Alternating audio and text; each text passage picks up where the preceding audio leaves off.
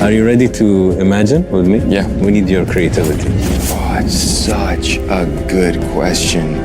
What does love mean to you? Sometimes you're just unlucky. It's not a romantic way of looking at it, but when you do get lucky. In all your travels, did you ever feel you belonged anywhere? I'm Turkish, and I've always been proud of that. Would you rather lose all your memories or never be able to make new ones? Kerem, what are you afraid of? Humanity's not doing well. How can I be happy when I am very aware of what the f is going on in the world? So we just finished a longish interview. Intense. I think he'll have to go on a roller coaster ride with Kerem. He'll take you up and down, but he'll bring you back. I enjoyed it personally. No, it was great. It was great. I hope you did too. No, it was great. It was wonderful. Very wonderful. So anyways, always support us, subscribe, and our job is to get you the interesting minds, good stories. Great job. Great job. And it takes two. I mean, the things we talked about. I think so. Yeah. So, and of course, if you know Kerem, then I'm hoping you get to see new angles of him. And if you don't know him, stalk him, follow him, support him, and his upcoming journey and his writing and his film and his artistry. Show some love and enjoy the talk. Cool. Thank you. All right, man.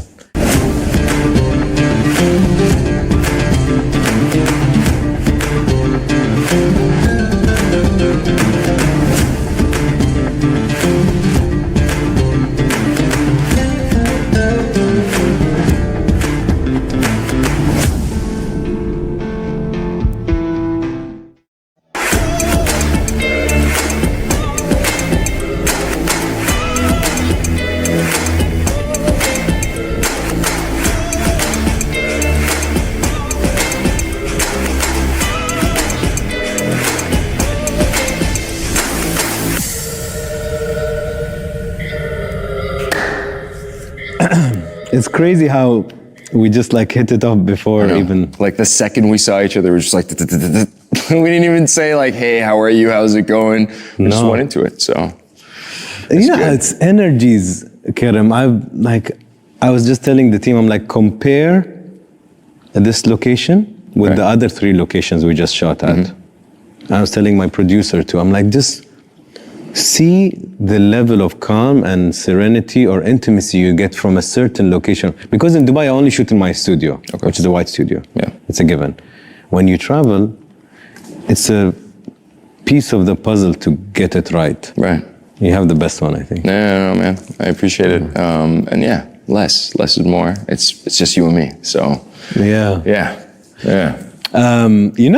You were viral maybe 4 years ago or 3 years ago on our account. People would tag you for like weeks, make a whole Twitter campaign when it was called Twitter. Like you should get Kerem, you should get Kerem. Well, I'm glad it took you guys 4 years. It was like 4 years. Yeah. You all should have reached out. We would have done it. No, but I'm glad we're doing it now. You know, do you believe in that? I believe in that. Like, there's just always a time and place for everything. And then that's just like, and I feel like if you're open to that, then that's when you're just kind of like, all right, you know what?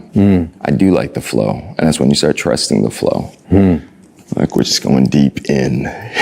I stopped believing coincidences recently. Like officially, I stopped. Okay. I think it's just a lazy label to some things that happen. You're like, this shit can't happen randomly this much. Like the probability of it is too low for me to say coincidence. Right. So I stopped saying it. Yeah, no, definitely. So this is not a coincidence for me. No, man, like I feel like, yeah, I mean, it's, you know, but with that mindset too, you do have to also accept just the negative as well, you know? And that's when it's just kind of like, I feel like just being emotional beings, that's when, are we allowed to curse? Yeah. That's when you just have the mind fuck. Yeah. You're just like, what? But hey, things happen. So yeah. So let's start. Let's do it. My first question is usually, how are you really doing, Kerem? I think on a personal aspect, you know,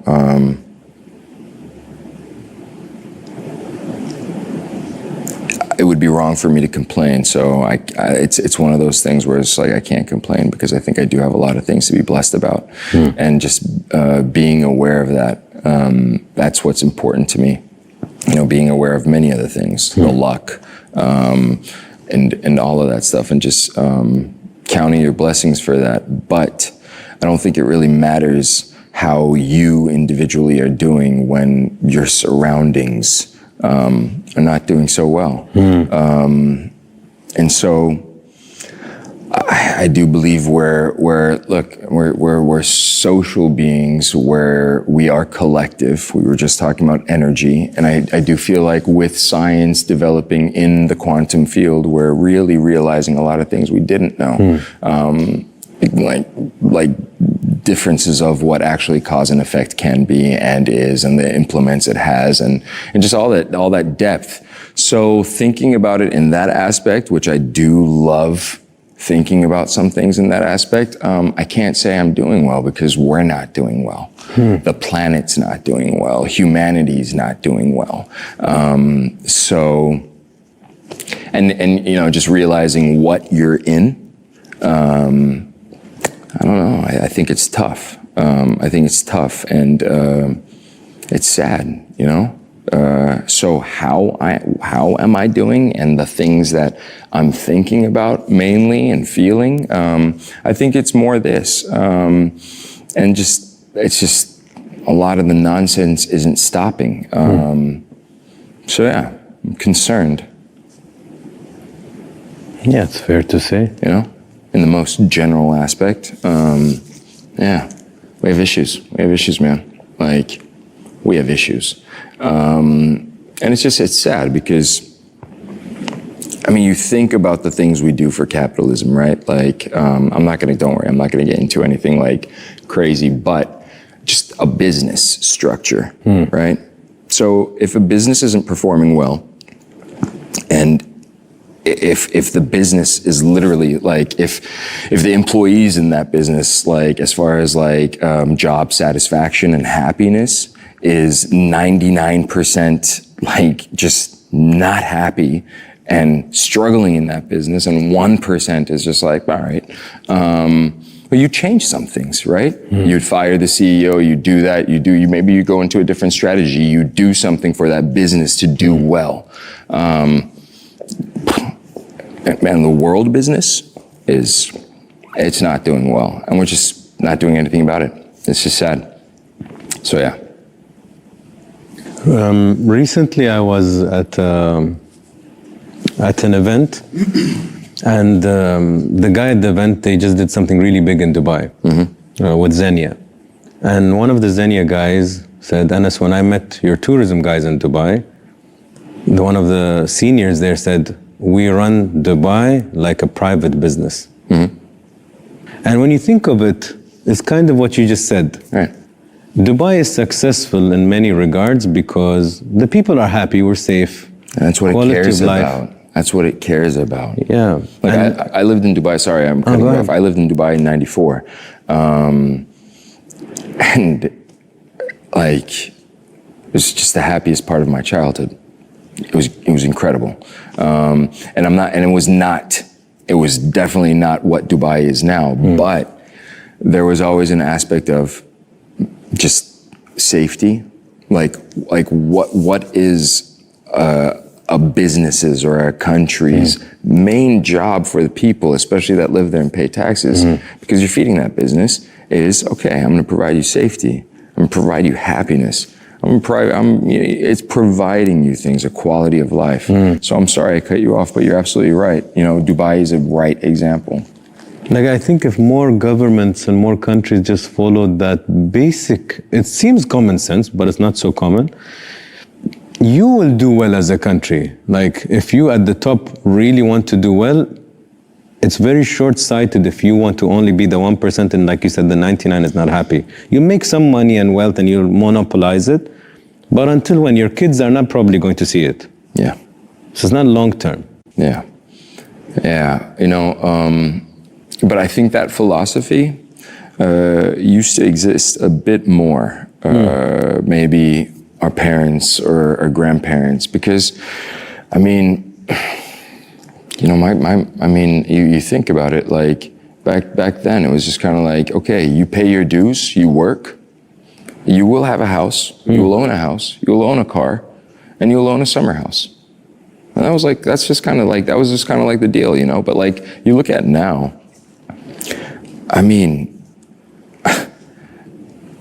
doing the math to own a house and to what you're making on like just like a normal scale job, you can't. So then it's just kind of like, then why? So why? I mean, I don't know if you've seen this.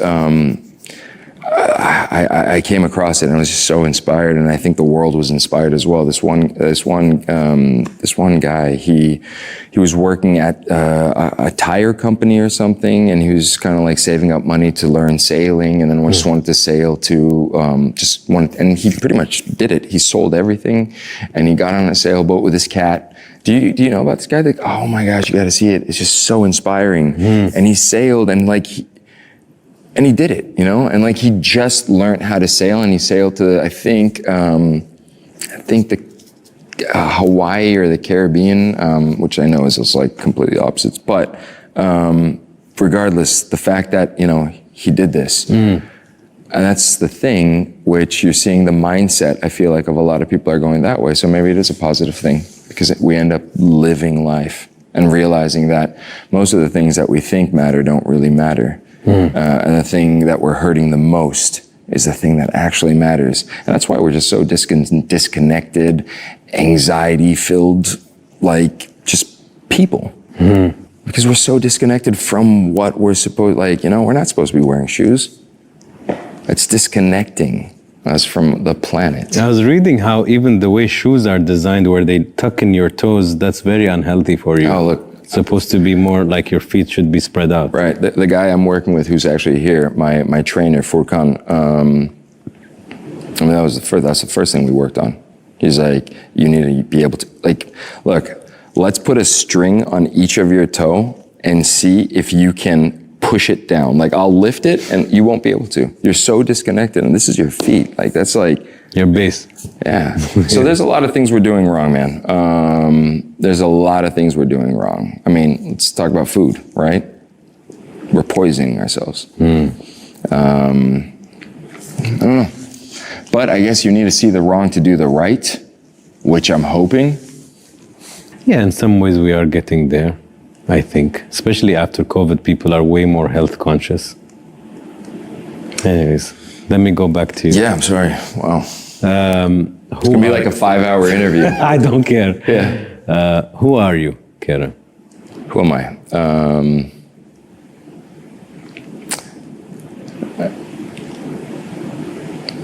I mean, I'm a 38-year-old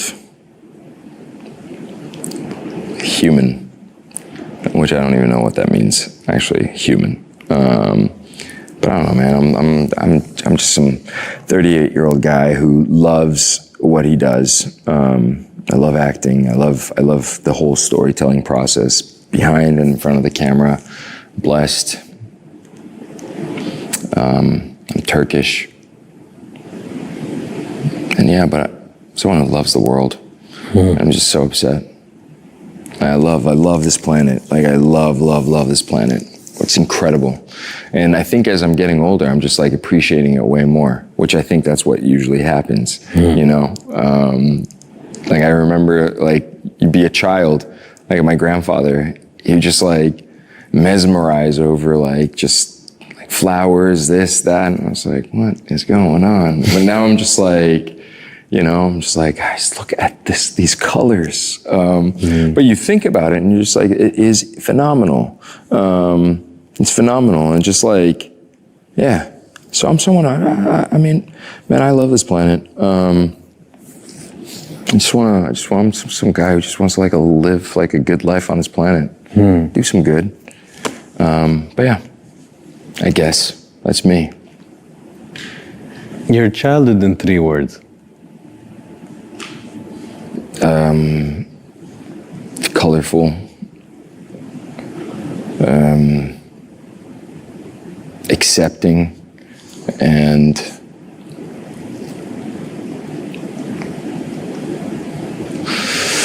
just eye-opening at a very young age. I think just because we traveled every like 2.5 years, we just go to another country. So yeah, it's weird. It was very weird. But that expat life, I feel like Dubai is very used to that, used to that culture as well. But yeah, it's very different. With all your travels, did you ever feel you belonged anywhere? Yeah, I feel like as a child, I felt like I belonged everywhere, you know? Like when we were living in Dubai, Abu Dhabi, I was like, all right, UAE. Like, that's it, the culture, you just adapt to it because you're a child, you're a sponge, You don't have the whole, like, you're just like, all right, cool, all right, let's do it, Like, you accept things, or then you go to Texas and just like, all right, y'all, let's say y'all, all right, y'all, And it's like, people were calling me, like, they were just like, what's up, dog? I'm like, what? Why are they calling me a dog? Like, you know what I'm saying? Like, you just don't understand, but then, like, you're all into that. So, yeah, I think everywhere. Like, I mean, that's the thing. And like, I mean, Indonesia, right? Like, I mean, we have like home videos of like, I'm just like a small redhead curly thing just running around speaking Indonesian, I was like, because I had this lovely like Indonesian nanny, but like, yeah, so like, you just like my favorite dish is probably in the world is like bakmi goreng, like, because that's what I grew up with. And so all of that makes you. So yeah, I mean, like I'm Turkish. I'm Turkish, and I've always been proud of that, and I've always just been Turkish. And I feel like with the expat life, you actually have more of a nationalism thing going on, because you're kind of wearing that everywhere you go, and you kind of see that from your family as well.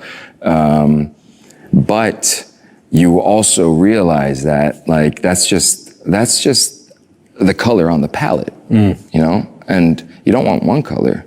I want a bunch of colors. And I've been lucky enough to experience that. But that's the thing, then you just don't understand all this bullshit. Okay, hypothetically, if I get you a backpack, Yeah.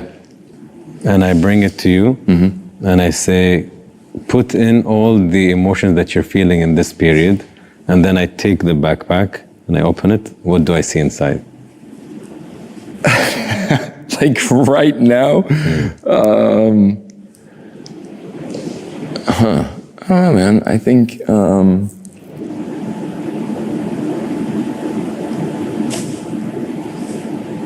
I have no idea. Like objects? No, emotions. If I find you put your emotions in this backpack, Right. I open it, what do I find? I feel like just like a huge ass painting, where you have the dark, but you also have like, hey, this is very there and possible, but there is also this, yeah, it'd be a painting, I think, I don't know. So you're trying to... I'm trying to understand it, like I'm objectifying it, I guess. The question is simpler, but you made it even cool. The question is more like, which emotions would I find in the bag? But you transform the emotions to an object. Yeah. Well, I guess because I think when we talked initially, I was talking about all those emotions. So yeah, I think. But if you can keep it the way you are. Yeah. Like, it's interesting that you changed your emotions into a painting. Yeah, it'd be. I mean, I feel like what you take out of the backpack would just be like a freaking painting, where it's like, So. There's a lot of things going on there. Oh, yeah. You studied in Boston too, right? I did. Yeah, me too. Emerson. Oh, really? Northeastern. Okay. Yeah. All right. What years? Way before you probably. All right. Not way before. 98 to 2003. How was it? It's one of my best years. Yeah. Because I loved playing football, and I played it there. Oh, nice. What position? Striker, winger. Oh, damn. Yeah. Okay. Not soccer. Okay. Football, actual football. Yeah, football. I played the varsity and semi-pro there. Damn. Okay. And how was it for you? It was great. I loved Boston. I feel like it's a perfect place for a student to be. I agree. I can't imagine what high school, what college, I'm not going to even get in before that, but like I can't imagine what high school and college would be like with social media in my life, right? Like, so I think that's why also like I think about college, like, I mean, sure, we had Facebook and this and that, but like, I mean, in general, I think it was just like, I really look at time as like the period before we were just documenting everything, and the period after. And the period before is just like, I mean, you look at the 90s, you're just like, man, like, it's different. Because we were just very like, it was a lot of things, right? There was a lot of responsibility to be able to be social.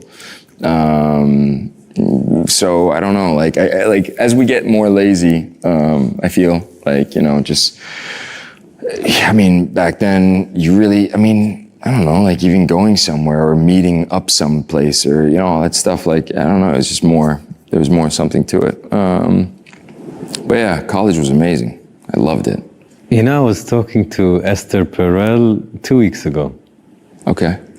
And she said something. She said, today you have 1,000 people as a virtual friend, yet not one to feed your cat when you're traveling. Right. That's good. It's so That's true. So true. And scary. It's, well, I mean, look, it is scary. Because before, when we were young, you could at least bunch up 6 people who would take care of your pet. At least. Oh, definitely. Definitely. But like, then you're like, what about the current person and the current teenager? It's different. It's a different world. It's a different world. And like, I don't want to sound like, you know, I mean, I feel We're like pissing on the... Yeah, I mean, I just don't want to sound like, you know, like an old grumpy person, be like, oh, that new generation. But like, I don't know. I'm just, it's kind of scary. I don't think you sound like a pessimist. I think we're being a bit realistic. I think I'm very fair to Gen Z and their level of knowledge compared to the idiot, maybe knowledge we had. Right. It was very basic. Right. Knowledge-wise, they kill us. General knowledge, they kill us. Definitely.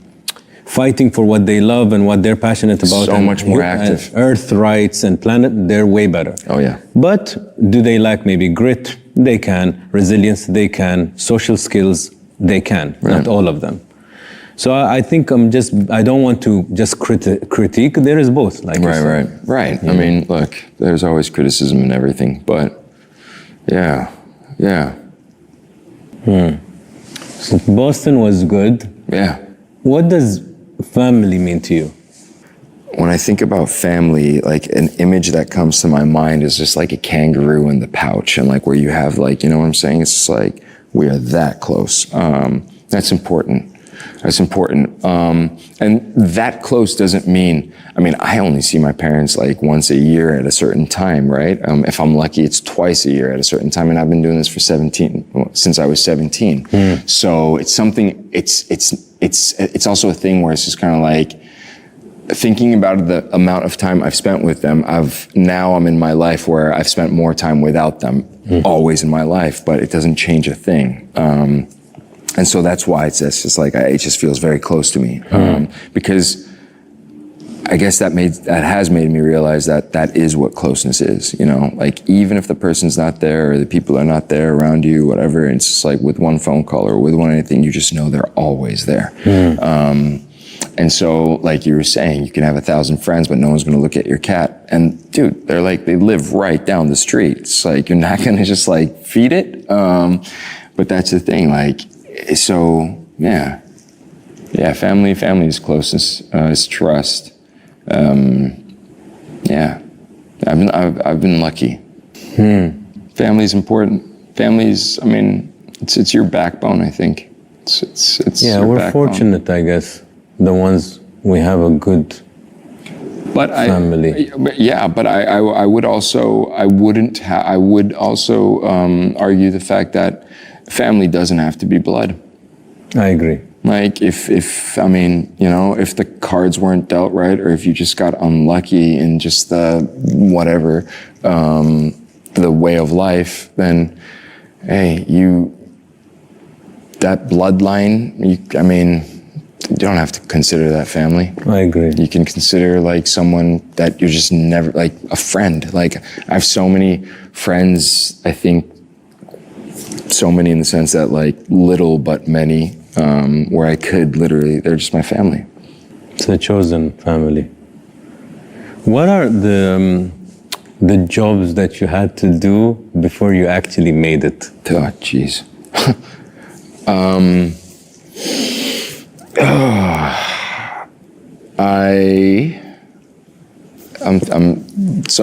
I graduated college with a broken jaw. Oof. Right. How? I was just thinking about that. I was like, graduation. I fainted.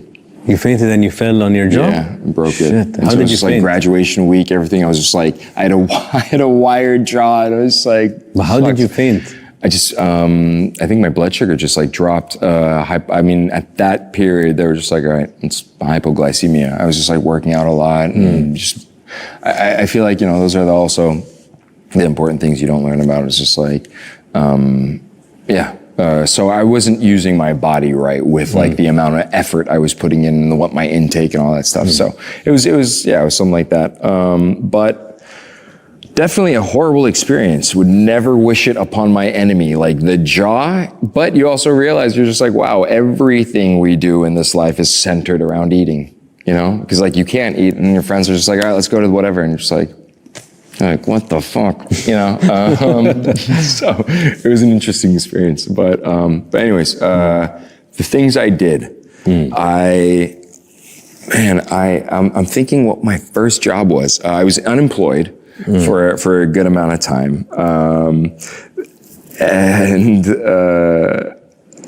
There was a small period where I was just like, all right, that's when, are we allowed to say like, oh yeah, we can say brand name. Like, that's when Subway had like its deal, Subway $5 footlong. Yeah. So I was like, perfect. All right, $5 footlong. So I was like, I was eating on $5 a day for a very long time, which was great. Because I was like, all right, you're in LA, you're doing this. Like my first job was actually this place. I did this thing like at a social media company thing, but they were okay with me going on auditions. Okay. But at that point, there wasn't Instagram, there wasn't any of that stuff. So it was just me like sending like blast emails to mom bloggers. So I would like look up like because blogs were really big,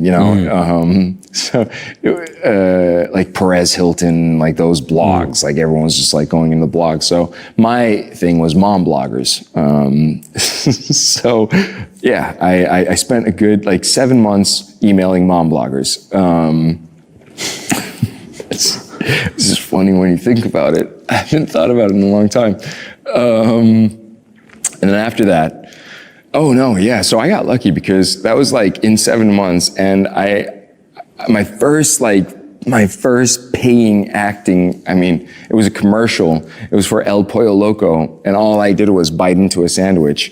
And I don't remember what I got, but it was just like, it was like, I think like $1,000. I was just like, whoa, like I just bit a sandwich and I got paid $1,000. I was just like going crazy. I was the happiest. I was in my car. I remember I was talking to my dad because he was a little, he's just like, come on, dude, like just stop. But I was like, dude, I like El Pollo Loco. It's going to be huge. I bit a sandwich. I did it. Definitely not that mindset. But a little bit after that, I got my actual acting gig with Roger Corman, who I didn't know who he was at the time. I'm not sure if you're familiar with who he is. He's a very interesting guy. There's also a great documentary about him called Corman's World. He's considered the king of the bees. And so like Jack Nicholson did like a ton of movies with him before he got his break. Okay. So he was just like James Cameron, Ron Howard, Quentin Tarantino. He would just do he was like, all right, let's shoot this movie in 3 days, just low budget, but had a cult following, especially in the 70s and all that stuff. But he did do one serious film in his career where it was about racism. Okay. And it was at a time where racism was high up. It was and he just got such a horrible backlash. I was like, all right, you know what? I'm just gonna keep doing my so a House of what was the one? There's a couple of interesting ones, but I ended up doing a movie with him called Blood Coast when I read the script, but when we were filming it, it turned into Sharktopus. So I was like, oh, come on. But yeah, it was interesting. It was fun. That's why I had to stop the social media thing. And then that's when I was like, all right, I worked with Eric Roberts. I did a film in Mexico.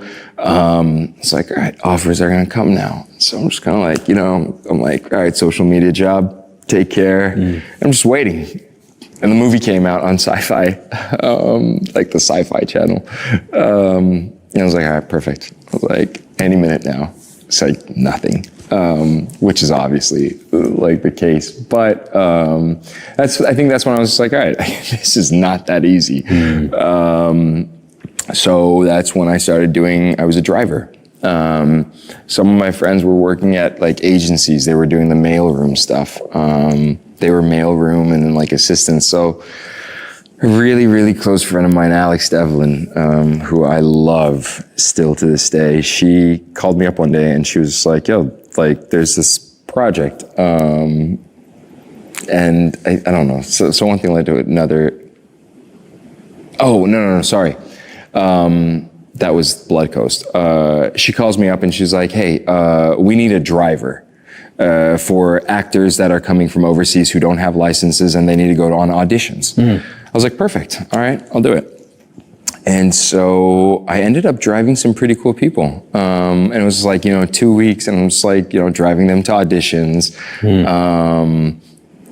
And it was very interesting, it was very, very interesting. And also just like seeing like, it's like, man, like you're also like just getting to see like, you want to be there in that seat and like they're in that seat. And so you get to see a very cool perspective and like all of them were just very sweet and great people. So I did that for a while until I was kind of like, all right, you know what? I think I really needed like do something. So then I became a trainer. And during that time, it was just like, I was still kind of doing the driving thing. So, before a trainer, I was like working at a desk of a gym, just like swiping people. I did that for a while and I was driving. So it was just like I would drive and then I would open the place up at 4:35. So it was this thing and then I like did some bouncing. This became such a long answer. I'm so sorry. Okay. I just like literally explained you my life story. That's the point. It's like, where's the long chair that I'm just going to lay back and like talk about my traumas now? No, I'm kidding. But yeah, it was great. It was absolutely wonderful. It was absolutely wonderful. So then I became a trainer and did all that stuff. What does success mean to you? I feel like if you, in a world like this, can be happy, I don't know. I think that is, I don't know. I mean, like, these are all cliche answers, I know, but like, I think it's just the truth. Like, it's being happy on your own terms. Are you? Yeah, I am. But that's the thing. Like, I think that's just something that always changes, right? Like, I mean, I think my terms constantly change because of what I do, and I know what I do doesn't like represent me, but it's also a huge part of me, and I like that. I accept it in that sense. Like, I mean, essentially, it's you're doing something involving creativity and art. And when I say art, it's like art, I think to me is just emotion in any, like you're just like, you're evaporating your emotions into what it will become. And so that's a piece of you, that's a huge piece of you, right? And so when you're doing that in that sense, well then, yeah, it is what you do. And so in the terms of, yeah, this is what I love, and I would love to do this and love to make a living off of this one day, and going after that like dream and going through the shit of it and actually doing it for my terms, yeah. But that was then. And then just like, all right, well, I'm not happy. So then something else and then something else. But then you realize, I think, it's human connection, you know? Because all of this is fluff. It's just fluff. So what's real is the human connection. And I don't know, that could be so many different things, right? So your human connections, I think, is that happiness that will bring, that will be like, hey, you're successful. Because you're smiling and you're laughing and you've got a good crowd. Yeah. We have a beautiful Arabic saying. It goes, "Al-Jannah bidun nas ma tandas." Heaven without people is not worth stepping into. It's so good. I love that. It's heaven, but imagine it's empty. After 1 week, you're like, there's no point. Okay, imagine. But that's the thing. That goes back to, it doesn't matter if I'm happy or if it doesn't matter if I'm like, I mean, I would be curious how they feel, but some of the richest people or the richest person in the world, I don't know how happy that person must be right now, because if you're lonely or if no one is happy around you, there's no point. That's the thing, that collective thing, right? Like, how can I be happy when I am very aware of what the fuck is going on in the world, right? Like, in a matter of 3 hours, if 26 people can die in a certain place, or in a span of a couple of years, people are dying over there and this and that and blah, blah, blah. And like, you're just hearing all of this and seeing all of it. And also just looking around and being like, okay, so we're just gonna. But we've reached a place where we're desensitized to a huge level. Even me and you. Of course. By browsing, you don't feel it unless you are exposed to it. And maybe it's also the mind protecting us, because if we get so immersed in it, we will crumble. But that shouldn't justify being okay with things or being quiet about things. You know what I mean? But I feel a lot of these people that are they're completely disconnected from it. And look, what I think we're also talking about is, or isn't, like, putting something up on your story on social media. Like, I feel like that's also a part of the problem, right? That's also a part of the becoming more jaded, because that shouldn't be equivalent to, actual nurses going or people doing something. You know what I'm saying? That shouldn't be equivalent to that. And the fact that we're justifying that it is. You're like, click, and then you go do whatever you need to do. No, like, because then they're just like, all right, I did that, turning it off now. It's like, come on, man. Like, I don't know. Like, that's the thing. We have issues. And I'm not saying that not doing that is not right. It's just like a clusterfuck of like, I don't know what's going on. It's very tricky. Like, I was thinking how in an era where we are technically the most connected to each other, we're the most disconnected as humans. Yeah. The most. Yeah. Like, before, if your neighbor's neighbor is sick, we kind of hear about it. Yeah. Like, oh, he had to go to the hospital. Oh, really? Okay, let's send him something. Let's check if his kids are okay. Let's send them some food for today. You see, like, it's a very basic thing. But today, I don't know who my neighbor is. I don't know, man. Like, I don't know. Where our whole philosophy is just, I feel like, so wrong with like, let's do a summit. All right, do your summit. You've been doing summits. How many more summits are we gonna have? Like, okay, it's great. Let's say it's great, Like, but come on. How do you manage your love life when you know at a certain stage it will go public? Like, at a certain point it will. Right, look. Like, does it affect it? Can it make you break up with someone?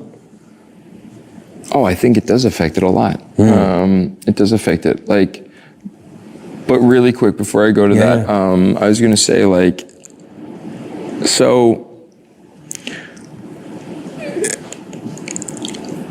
the way I see it is you're being appreciated.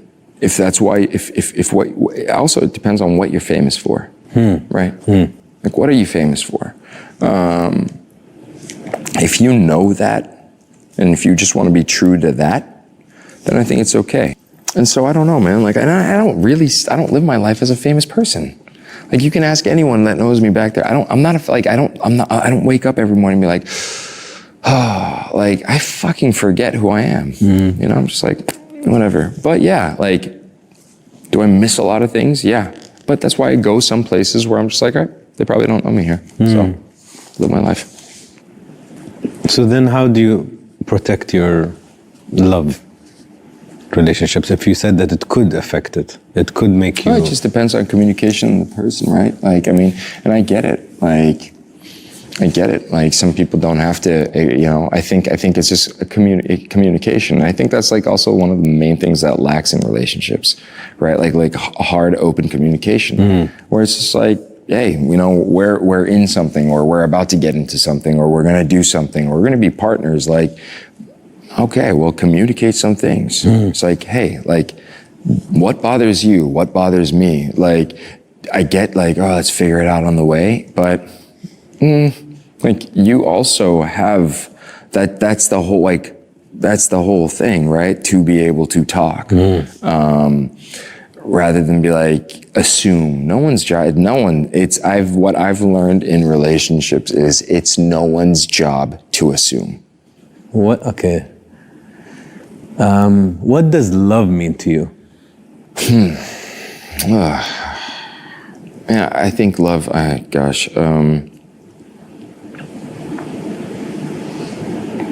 don't know. Look, to me or to anyone, I don't think love is something that can mean something to me.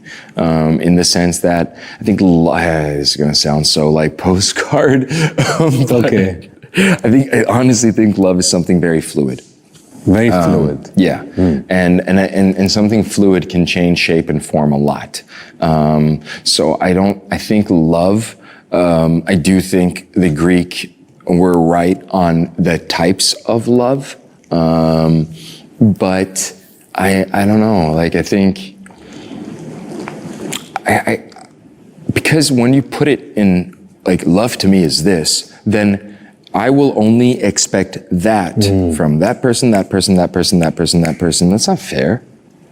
That's just like, then you're never gonna fucking be happy or ever in love. Because you're never gonna find that. That's in here, you know? And then you'll think you found it, and then it'll just be something toxic or whatever. And then, like, you know what I'm saying? Like, because you're creating something that is just like, I don't think it works that way, but I also think love is huge luck. I don't think everyone falls in love. I think that's the problem though. Like, since we think we all fall in love, and since we think we all have the capability, like, no, I really believe if you're lucky, then you'll find it. Sometimes you're just unlucky. And that's just how the cards are played. Just how, if you're born in like an abusive family, or like, that's what you were born into. You had no control over it. That's just kind of like, you don't like the things you don't understand in life. I kind of think that's what love, I mean, look, if it was, and I'm talking about romantic love right now. We can go into like the other fields of love, but if it was, because it's just, we have, I think, somewhat societal toxic perception of love that was, you know, hammered into our minds at a very young age, and just through what we watch and all that stuff. And then you look at the outcome. I mean, look, we're a business, right? The world business. Let's look at the world business's love chart. Divorce, way up. Domestic violence, way up. That's love. But they're all married. They all have kids and this and that. That's not love. That can't be love. If that's love, we're failing. So then what is it? Well, yeah, because if everyone thinks they're just in love and lucky, I mean, that's the way I look at it. I know it's horrible, because whenever I'm so fucked. Because this isn't romantic.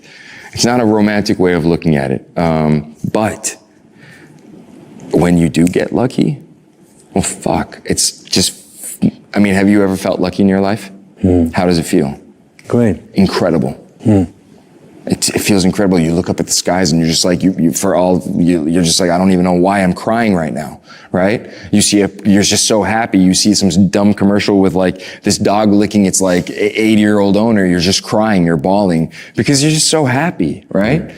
I think that's love. I think is anything that would just like bring out sheer positiveness and just happiness, where your ego does go on the floor, where you don't give a fuck. Where you're just like, you just make me smile.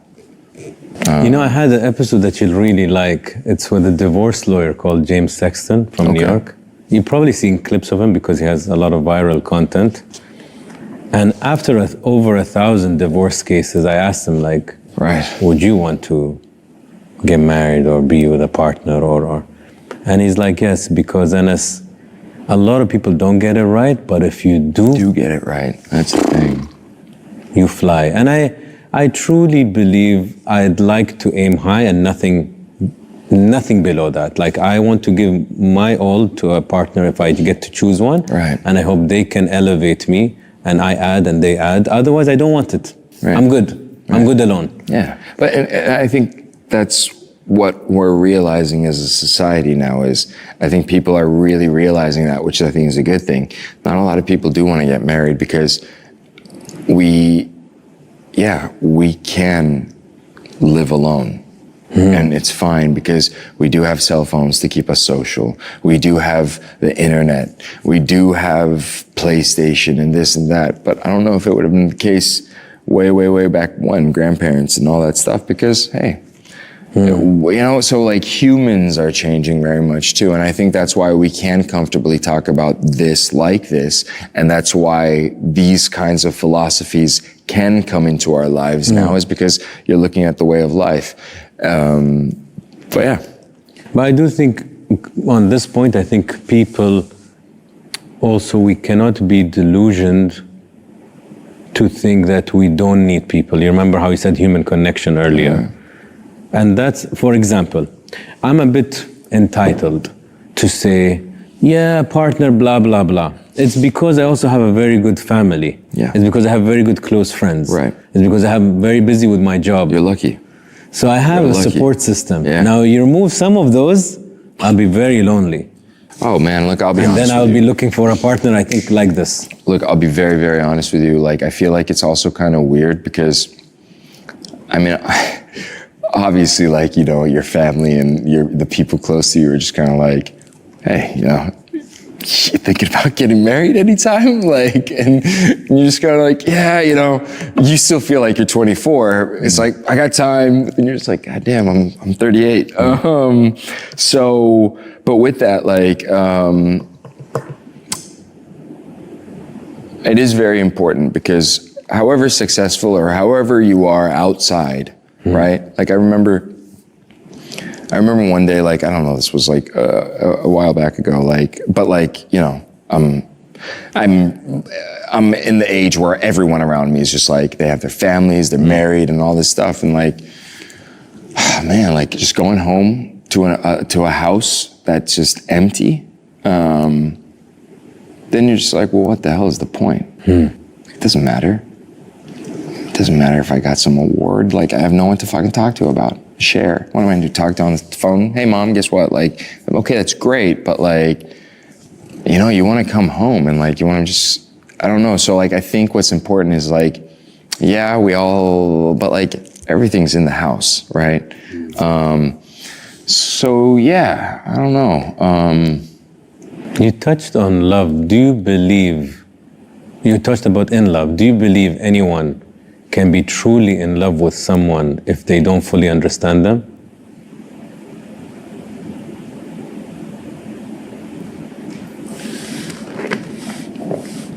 I think so. Yeah. I don't think you have to understand everything in life. You know, and I think to understand that concept, if you can understand that concept, I don't have to understand everything in life, then I think you're good. Okay. Then it's perfect. Yeah. Then I think it's super genuine love. Yeah, it's the essence of the person. You know? Yeah. Can I have the red card? I just want, give me everything, it's good. Okay, so the red card is like more like quick. All right, quick fire. Fun, not quick fire, because I don't think my show has anything to do with quick fire. But it's like different. All right. Okay. From all the countries you've lived, Scotland, Indonesia, UAE, Turkey, Malaysia, and the US, which one is your favorite?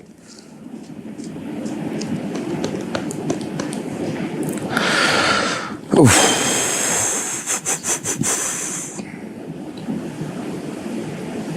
I mean, lived. It would be UAE. Like lived. Why? It was just.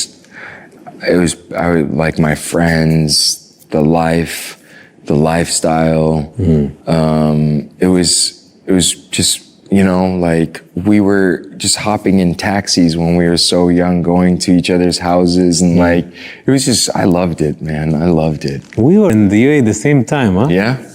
Imagine. You were in Dubai? Yeah. My years in Dubai were 0 to 4.5 in Syracuse. Then Dubai, grade school, high school. Then 98, Boston to 2003, then Dubai. Oh, wow. You never lived in Abu Dhabi? Always Dubai? Always Dubai. Okay. Your dad is in oil and gas, right? Yeah. I worked in an oil field. Did you really? Yeah, in a place called Habshan in Abu Dhabi. For what company? ADCO. Okay. Yeah, under ADNOC. Okay. Yeah. So maybe I've crossed your dad also, you never know. Insane. What does music mean to you? Because I know at some point you had a band or something. Yeah. You know, it's so interesting. I'm not someone who goes home and turns on music. Like I know, and I kind of also feel like, I'm like, God, like this is like, don't ever share this. Like, you know, I feel like, oh, this is just such a horrible quality. But I'm not someone, like music is a tool for me, I think. It's something I use a ton in acting. And so I think because of that, I don't know, like, I mean, like when I drive, and obviously like love listening to music, but it's not, I don't know, like, I mean, I love playing music. Like, I mean, I don't play anything incredible, but like, yeah, I'll be honest with you. Like, I don't go home and turn on music and listen to music. Do you work out with music? I do.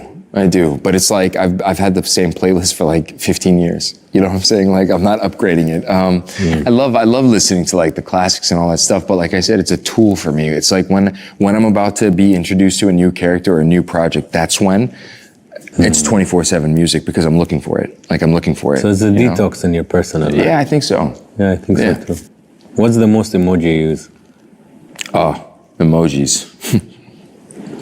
I mean, for a while it was this. Now I think it's this. It's like you know, you're the one. Okay. You're the best.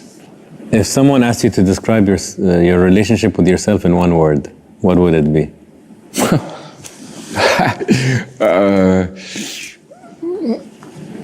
Now I think we're cool. You know, now I think we're cool. We're getting it. It's like, okay, that's what you were talking about all these years, you know?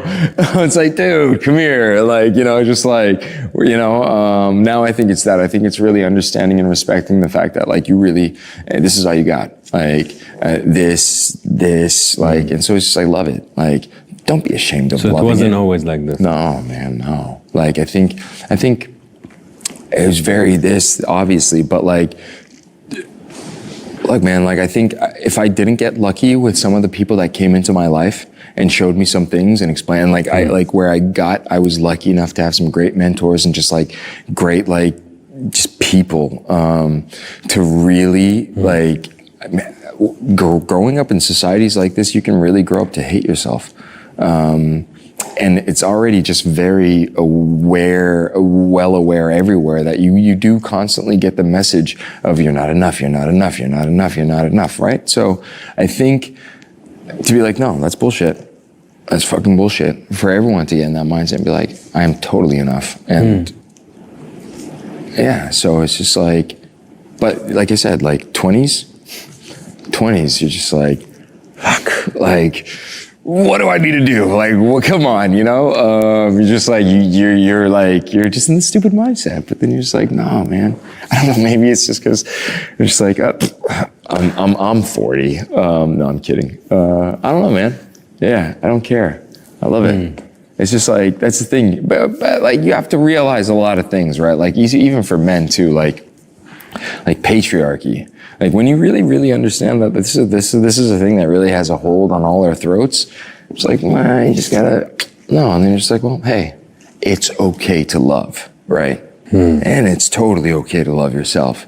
Be okay with yourself. That doesn't mean I don't want to get better, but you don't have to beat your fucking self up to get better. You can love yourself and get better. Very true. So. Sometimes we polarize things. You know, we think, by beating ourselves, you're going to perform better. But like you said, it doesn't have to be this or that. Yeah, you don't have to indulge yourself and spoil yourself, be too comfortable, and not the opposite. Hey, look, and honestly, like even, I don't know, like, that's why I love sports, right? Like, that's why I love working out. And I shouldn't say working out, just like honestly, like that could be anything, just moving your body, like putting it under stress. Like I love putting my body under a lot of stress is because you just, it's all here, right? It's all you talking and communicating with yourself to be like, you can do it, you can do it, you can do it. And so that's why I feel like with a lot of people that do that, it's just always, if it's negative communication, you're not going to do it. It's not it's not like, you're going to fuck it, I give up. I don't care. That's negative. So I feel like with things like that, which why I think it is important, you know, that's why I think things like that are important, especially in developmental stages, is because like it's always positive communication. And it is important if you have an asshole coach giving you negative communication. But like I said, like, you know, even those individual things like a race or this or that, it's you being like, you're gonna do it, you can do it, you can do it, you can do it. And that's just the most positive thing you can say to yourself is you can do it. Maybe you're not realizing it that way, but that's what you're doing. That's why the serotonin is just pumping and you're just happy and you're like, I feel fucking great. I'll add a question. What does the voice in your head sound like? Oh man, I trust that voice a lot. Yeah, okay. Yeah, we're good. It's just, yeah, I trust that voice a lot. That's good. And I trust it in the sense that we make a bad decision. All right, it's not gonna beat me up. Yeah, sounds good. Sounds good. Realistic, but good. What do you spend your money most on?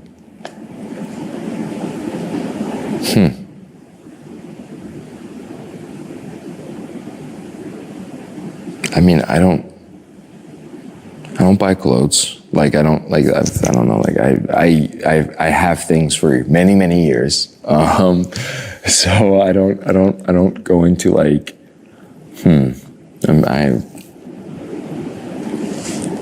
If you look at your monthly bank statement, where is it going mostly?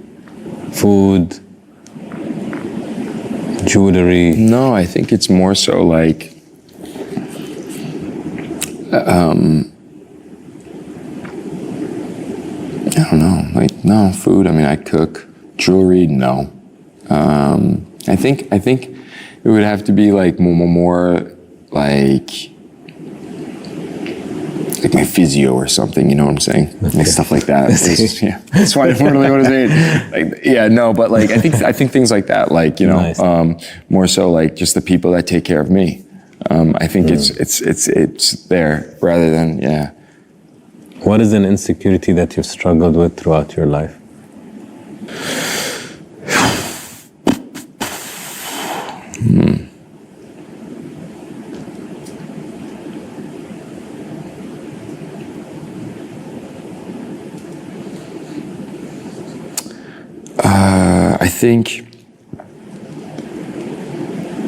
I think it would be the whole mindset of I'm not good enough or am I good enough? You know, like that I think that dialogue. What's a lesson you had to learn the hard way?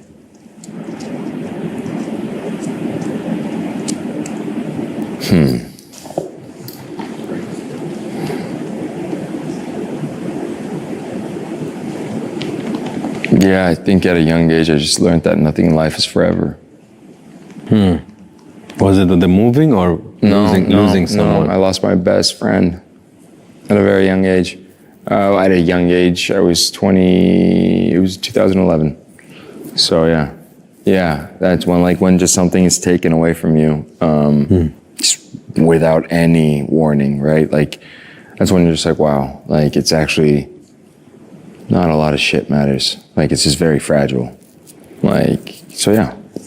I think that was a very hard lesson for me to understand and comprehend for a while, is just, it just, things can be taken away from you, which is right now what's happening a lot in the world too. Yeah, I've lost a few people. And it's the ones that it's the sudden deaths, the ones that you don't kind of paint the picture that, they're old. No, it's like... No, yeah. And it's when you question things, I feel like it was just also like, it was a point in time where you're just questioning, it's like, what the fuck, like... How can somebody... Like, if this is this, and if it's just like gone, like if it's just like that, then what am I doing? Like, why is this so important? And I think that was a conversation I had with my dad. I was like, at the end of the day, if the road leads to the same way, it's what's important is the road you take. The road you choose to take. I don't want people to choose my road, because fuck it. I'm going to die. We're all gonna die. The end is the same. So it's just like, well, then, you know what? Fuck it. Like, I'm just gonna go that way. And it doesn't matter, because if it's gonna make me happy, it's gonna make me happy. Because hell, like, I don't know if I'm gonna be alive, And it just like goes to that James Dean quote, right? Like, live every day like it's your last, pretty much. But yeah, I think, and it's some of these cliches, there is a point to it, because, when it happens, you get rocked. What was his name? Nick. Yeah.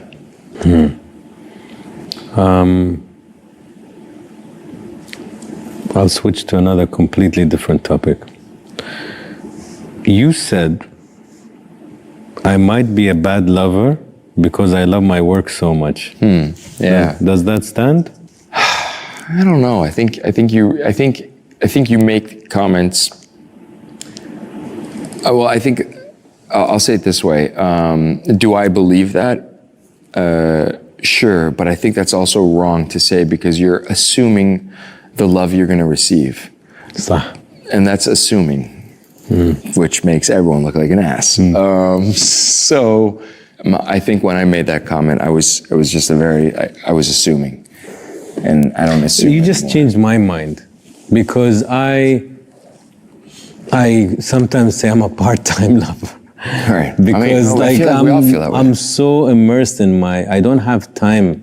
So of course I have, but I choose them. Right, yeah. I'm immersed in my job, at my work. It engulfs my mind. Yeah. So I'm left with 10% of me for my family, friends, or a woman in my life, right? Which in my opinion sounds petty and small, but why did you change my mind? Because maybe that 10% is grand for somebody. Maybe my quality of love, that 10% is equal 40 for them. Maybe, no, so but maybe I'm closing that door, assuming that they don't want it. But we also are just assuming that, like, they'll take 10%. No, maybe that person's gonna be like, hey, what's up? And you're gonna be like, take 80%, You never know. But that's okay. So I think it's just like, you can't control that. And I don't ever want to control that, right? However, I think it is important to be honest. You also have to give. Do you think opposite genders can maintain a friendship without developing a love interest? Yeah, I do. Yeah. I think a train of thought of will develop, and maybe one person will be like, hey, and the other person I think will be like, nah, it'll ruin everything. And then if you're like, or whoever is just kind of like, you know what, you got a point, then that will always be an incredible friendship. So no, I don't think men and women always sex. No, I think that's ridiculous. So basic. Well, that's how it is though. Caveman like. No, you know what I'm saying? I don't think that's the way it is. I mean, yeah, like, I don't know. I don't think so. Like, I have great relationships with women in my life that it's just always been incredible friendships. Nice. Because, I don't know, like, I don't believe that. A piece of advice you've never forgotten.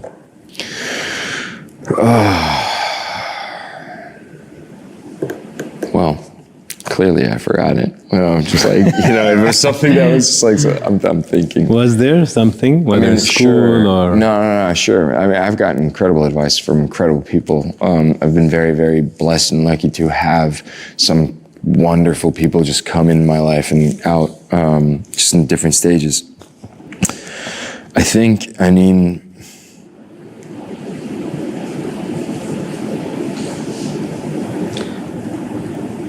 think it'd just be,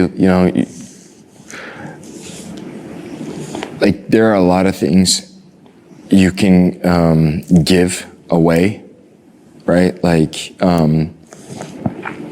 let's say I don't I'm financially in a bad spot, then what do you give? You give your time, or you give your possessions to compensate. There's a lot of things you can give in life.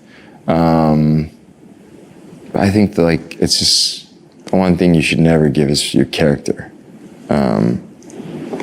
Is that advice? That was the advice I got. Like never give away your character? Give pieces from your character. Yani karakterinden ödün vermemek would be the Turkish.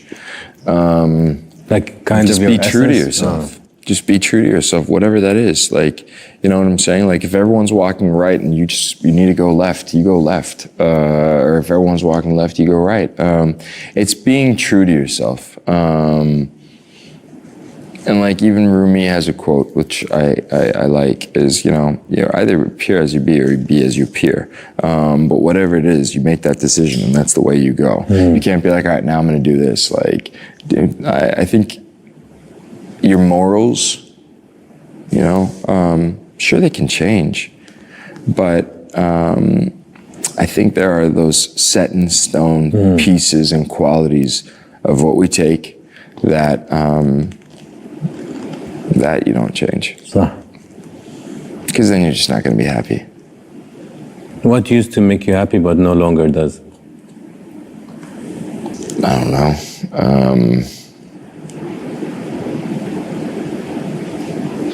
I used to play a lot of PlayStation, and I'm just like, it doesn't make me happy. No, I'm kidding. I don't know, man. Yeah, no, I don't know.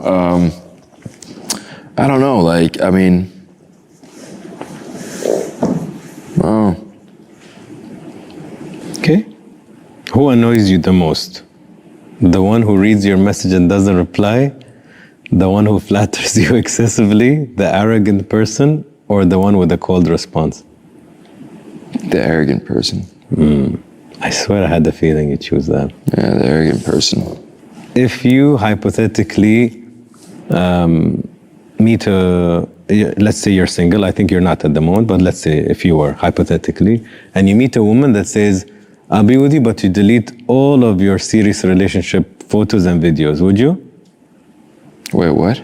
You meet a woman, all right, new woman in your life, you're a single man, and this woman says, I'm with you, but I don't want you to keep any photo or video of any previous relationship you've had. Would you delete all of them? That's hilarious. I think I wouldn't. My whole thing is the fact that this person would want that. That's for me. That's when it would be done. Yeah. It's not that I wouldn't or couldn't or that. Yeah. It's not that thing. It's just like the wrong person. Or where we're looking at life in a very different, different perspective. Not my perspective. Would you rather lose all your memories or never be able to make new ones? Oh, it's such a good question. Wow. I'd rather lose the old. Really? Yeah. And you start fresh. I mean, then what's the point of living if you're not going to make new memories? Scary question. It's scary, yeah. But like... And I get both answers. Yeah, man, but you lived it. You lived it. You cannot, there's nothing... You can't take the past. So sure, it's incredible. But I mean... It's technically you're dead if you stop. Technically. I mean, if you're not making any new memories, you're dead. Okay, so now I want you to choose between two. Either it's the animal color question or the cocology cube test question? Choose one. We will do one. Animal color or? Either animal and color question Okay. or the cube question. Cube. What's the cube? Oh, that's cube. No. That's just the explanation. So. I mean, I don't know what the cube is, so I'm going to ask the cube. So we go there. Are you ready to imagine with me? Yeah. We need your creativity. All right. Okay, close your eyes, Kerem. All right. Okay, think with me. Empty desert. Empty. Nothing is there, not even you. All right. And suddenly, you see a cube. Okay. Describe the cube for me. See-through. See-through. Yeah. Big, small? Big-ish. It's like, it's something I can like grasp, but like this. Okay. Where is it? On the sand? In the It's sand? floating. Floating. Okay. After the cube, you suddenly see a ladder. Okay. Where's the ladder?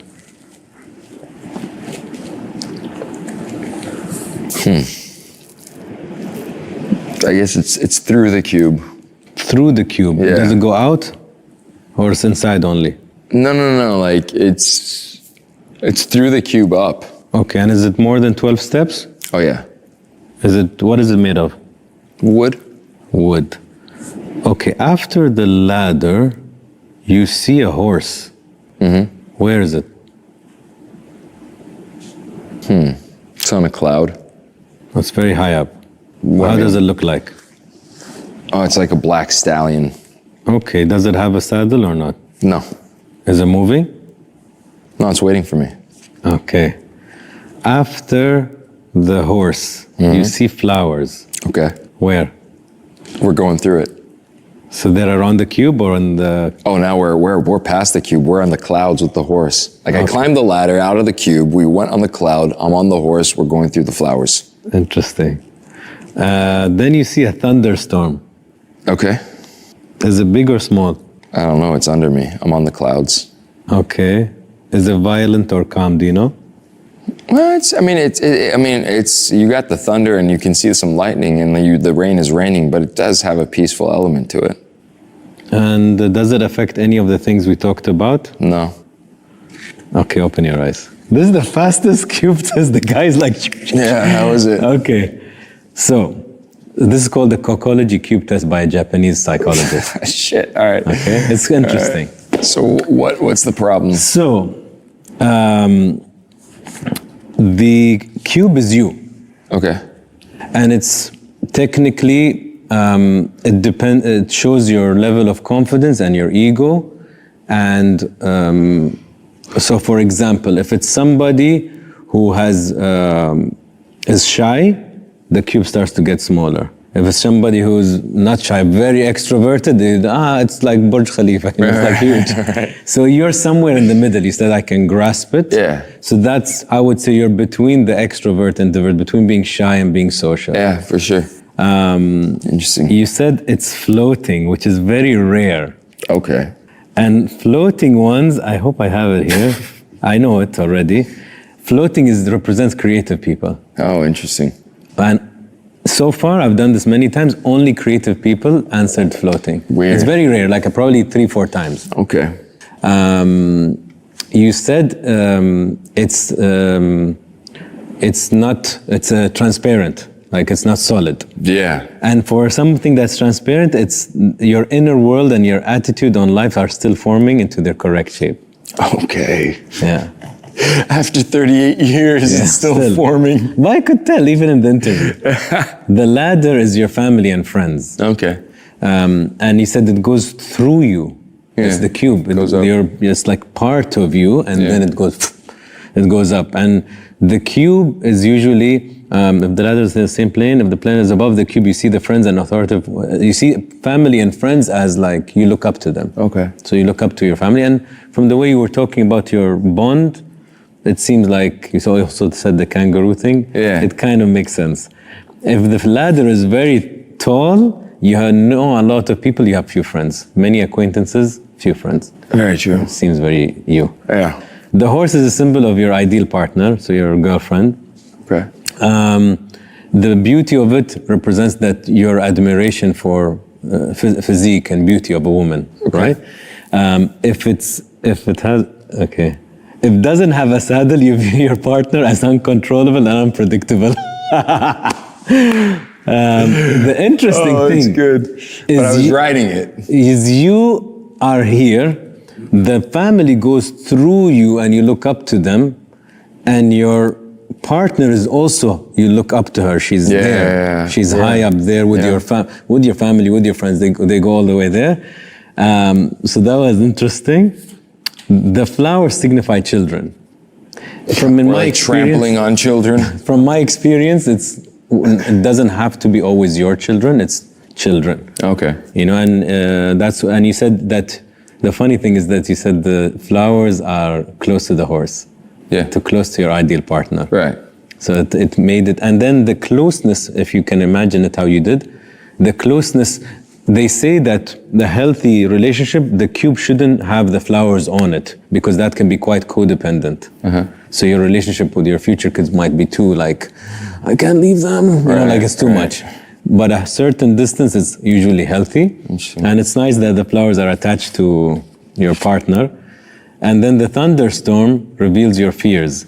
If it's, you said it's there, but there's a peaceful element to it.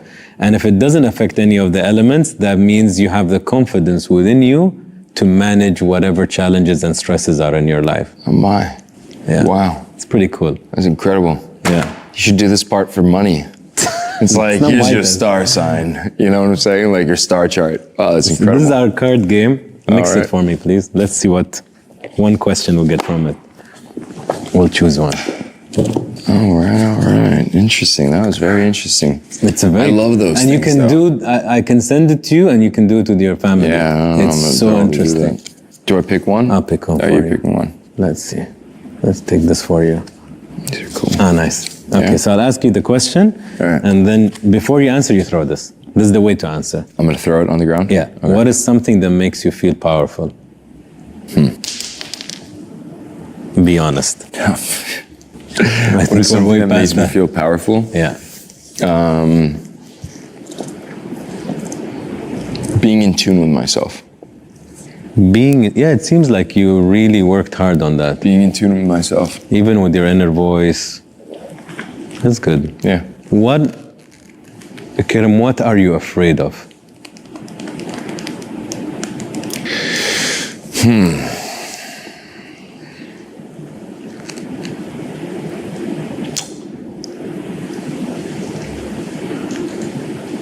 I think letting people down, like letting someone down. I think it's a fear in the sense that even if it's a positive thing to let someone down, let's say in that situation, I think it's just like, I don't know, I think it's like it's just a fear to let someone down, you know? I think that would be it. Like, but not just anyone, obviously, like people that are close to me that like, you know, where it matters. Are you a pleaser? No, I don't think so. But I think, What is the most hurtful thing someone has told you? Hurtful.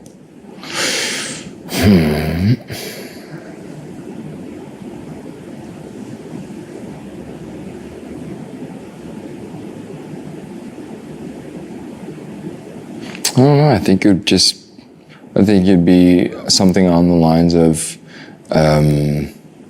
just not being good enough to accomplish something or achieve something. Yeah. But I don't know. I think it's just also like, I mean, as far as like, because look, saying something is one thing, doing something is another thing, right? I think saying something is, doing something is, it's got a bigger effect. So as far as with words and like someone's perspective of saying something and this and that, I think you can do a lot of things in the sense that, why did they say that? What is the thing? And blah, blah, blah. And you can process that in a sense that and be like, it doesn't matter that much. So as far as someone who said something very hurtful to me, I don't know, because like, I mean, sure, when you find the honesty in what they said that was true, sure, that hurts, right? Like if it's something about like, you let me down or you didn't or whatever. But I think in that aspect, I don't know. Like, I don't know. Can't really, there's not something that's popping up to my mind. We're nearly done. Who's someone that has passed and every time you remember them, your heart aches?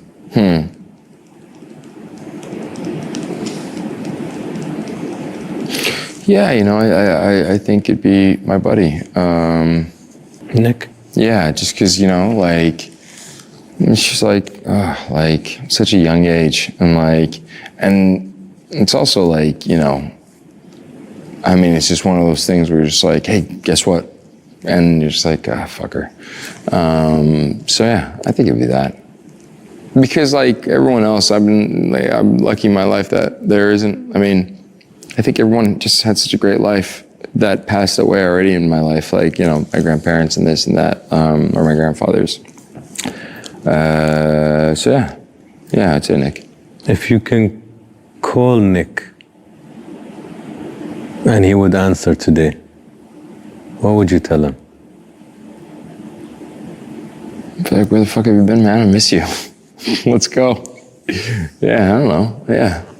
Say it's been a while and I miss you a lot, It'd be one of those. It'd be very, I don't think it would be like over dramatized, over romantic. It would just be like, oh, mother, like, come on, let's go. We got to grab some burritos.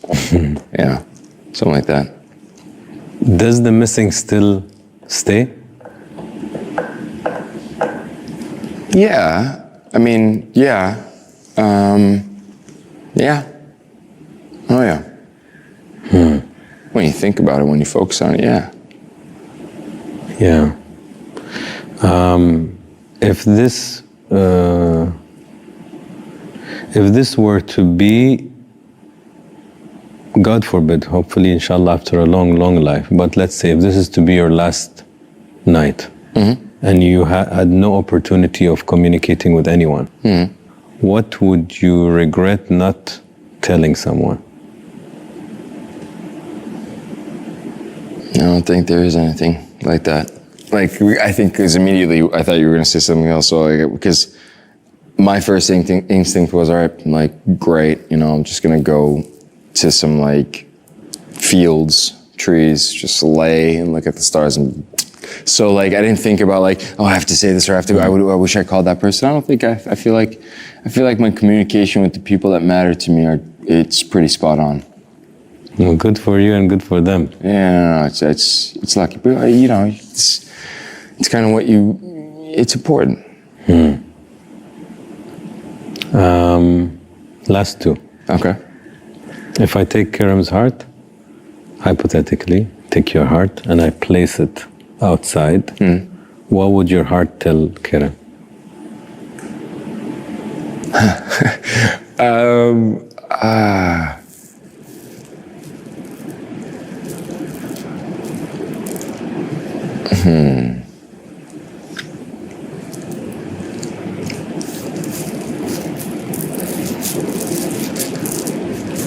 I feel like you'd just be like, let me go back in, we got work to do, come on, like something like that. It's like, I don't know, I don't think, I mean, yeah, I don't know. I mean, I feel like I said, what we talked about earlier, like in the 20s and all that stuff, like you're harder on yourself, so you're harder on your heart and all that stuff. And also people are also, I mean, it's the experience phases of your life. So, you have experiences that also are hard on your life or hard on your heart and like people as well. So that's why I feel like at this point, if it just came out, I'd be like, dude, we just got the drive going. Let me hop back in. Come on, So I don't think it'd be negative. I think it'd be positive. Last one. Kerem in one word.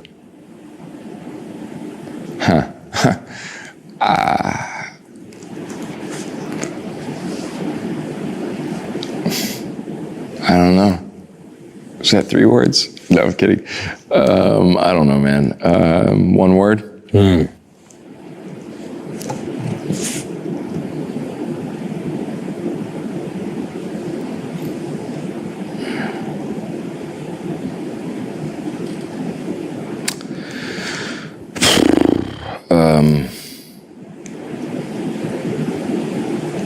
Nature.